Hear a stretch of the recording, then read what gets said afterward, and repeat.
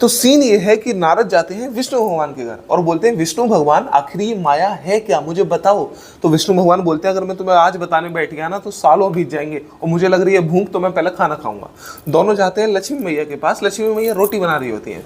तो फिर लक्ष्मी मैया बोलती है देखो मेरी दाल अभी गली नहीं है, मैंने अभी अभी चढ़ाई है, एक काम करो तुम गंगा नहा आओ, गंगा नहा के जब वापस आओगे तब तक मेरी रोटी भी बन जाएगी, मेरी दाल भी बन जाएगी, तुम लोग खा लेना।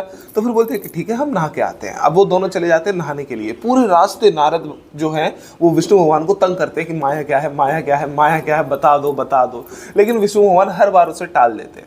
अब नारद और विष्णु दोनों गंगा के अंदर हैं और दोनों के बीच में एक प्यारी सी शर्त लगती है कि आखिर देखते हैं कि कौन सबसे देर तक पानी में रुक सकता है। तो खेल ये था कि जो सबसे पहले ऊपर आ गया डुबकी लगा के वो हार गया, और जो बाद में आया सबसे लास्ट में आया वो जीत गया। अब दोनों डुबकी लगाते हैं शर्त के साथ, और जैसे ही डुबकी लगाते हैं वैसे पूरी गंगा में एक बाढ़ आ जाती है, और वो बाढ़ इतनी भयानक होती है कि नारद को कहीं दूर फेंक के ले जाती है। विष्णु भगवान कहीं और चले जाते हैं।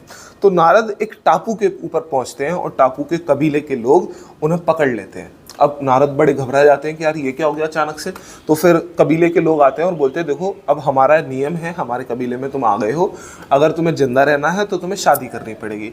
नारद बोले पागल हो क्या, मैं तो ब्रह्मचारी। तो बोलते हैं ऐसा भाला मारूंगा ना सारा ब्रह्मचर्य यही निकल जाएगा। बोलते हैं कि ठीक है यार मरता क्या ना करता, करा दो शादी। अब वो शादी कर लेते हैं, और शादी करने के मतलब फेरे होने से थोड़ी टाइम पहले कबीला का जो सरदार होता है वो बोलता है देखो हमारा एक नियम और सुन लो, कहीं बाद में बोलो। देखिए क्या नियम है भाई तुम्हारा? नियम ये है कि अगर पति पहले मर गया तो पत्नी को सती होना पड़ेगा। बोलते ठीक है ये तो नॉर्मल सी बात है, उस टाइम पे नॉर्मल था। तो लेकिन एक खेल और है कि अगर पत्नी पहले मर गई तो पति को सता होना पड़ेगा, यानी कि अगर पत्नी मर गई तो पति भी चिता में जल जाएगा। वो तो ये कैसा नियम है, मैं नहीं करूंगा शादी। में नहीं करेगा, अभी एक भाला मारूंगा। यार मरता क्या ना करता फिर से। ठीक है भाई ये भी नियम स्वीकार है। अब दोनों की शादी हो जाती है, दोनों हंसी खुशी रहने लगते हैं। साल 2 साल थोड़ी दिक्कत आती है, लेकिन फिर नारद के बहुत सारे बच्चे होते हैं, मेरे ख्याल से 7-8 बच्चे हो जाते हैं, और बहुत दोनों में प्यार होता है। अब अचानक क्या होता है कि पत्नी की हो जाती है तबीयत खराब।